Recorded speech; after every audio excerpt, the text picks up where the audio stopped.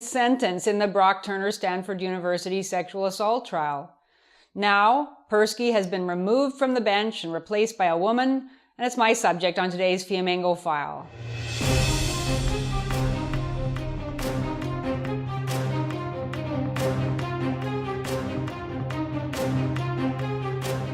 I'm Janice Fiamingo of the University of Ottawa. A writer for the independent newspaper called the June 5th recall vote for Santa Clara County Judge Aaron Persky, quote, "an enormous victory for women's rights," end quote. And she said she hoped that as a result, more judges will, quote, "follow their hearts and use the power of the bench to help create a society in which we can all feel safe," end quote. All that is, except any man accused of sexual assault. It doesn't seem to occur to the writer of the article that the first and only duty of a judge is to uphold the rule of law, not to attempt to implement a political vision. But in the world many feminists are bringing about, every judge who sentences a man in a sexual assault case will have to look over his shoulder. The recall of Judge Persky is apparently the first of its kind in over 80 years, though it's perhaps not the last. It was led by a feminist sociologist and professor of law at Stanford University named Michelle Dauber, who is reputedly a close family friend of the complainant and someone who, protected by academic tenure and presumably a strong supporter of it, never has to worry about the popularity or lack thereof of her ideas and actions. Her website boasts of her active involvement in bringing college and university policies into compliance with Title IX, the crazed federal law, now under review, that has created so much misery and unfairness for college males in cases of sexual assault allegations. Her well-organized campaign to take down Judge Persky amassed over $1 million in financial backing and resulted in a vote with close to 60% in favor of the recall, all in a society that supposedly condones sexual violence against women.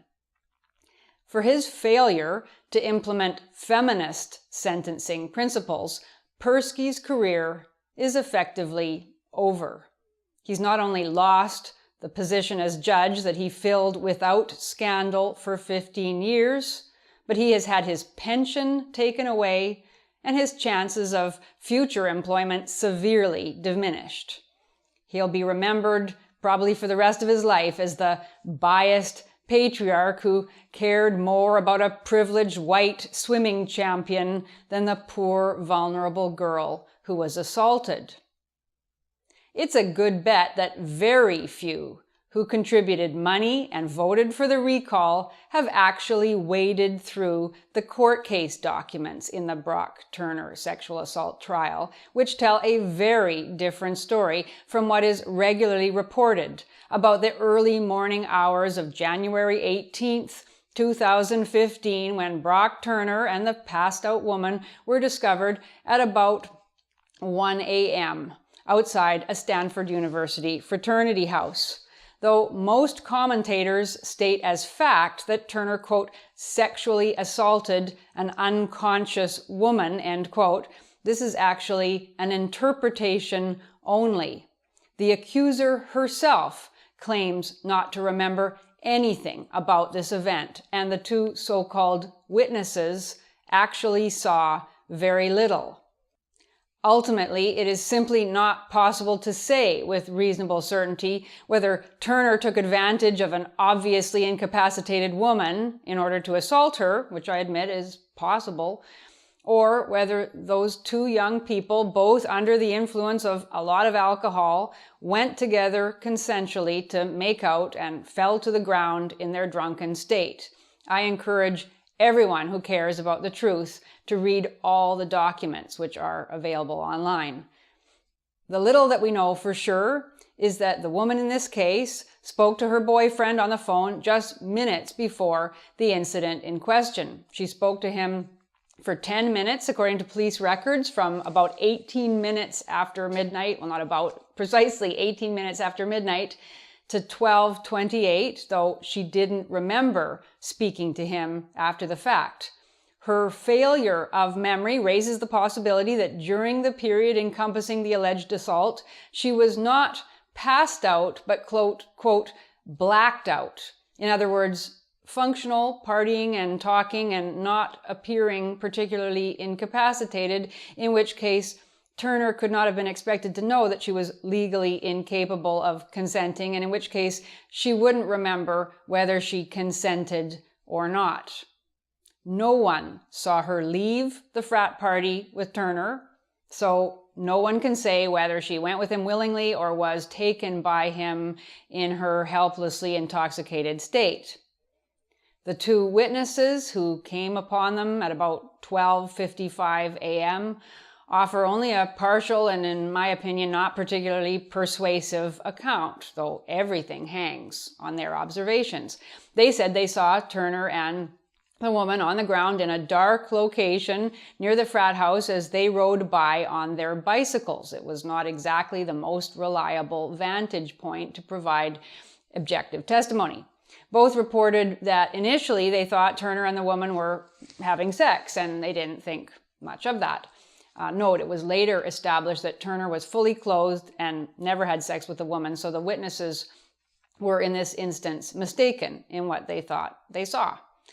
They claim that as they continued bicycling and looked again, it seemed to them that the girl wasn't moving, and this is what prompted them to stop bicycling and confront Turner. They yelled at him and chased him down when he, not that surprisingly, ran from them. The crucial issue that no one can answer with any certainty is whether the girl passed out between the time the cyclists first looked and thought everything seemed okay and when they looked again. Turner claims that the woman was rubbing his back with both hands and seemed to be enjoying herself, and that he never had any intention of trying to rape her. The high level of uncertainty regarding the accuser's behavior and level of consciousness are more than enough, in my opinion, to raise reasonable doubt. But we live in a culture in which we are constantly told that good people believe women when they claim to have been assaulted, and we tend to act on the principle that any incident that leaves a woman feeling vulnerable and violated must be avenged. So it's not surprising, therefore, that the jury found Turner guilty, and it was then the judge's role to sentence him.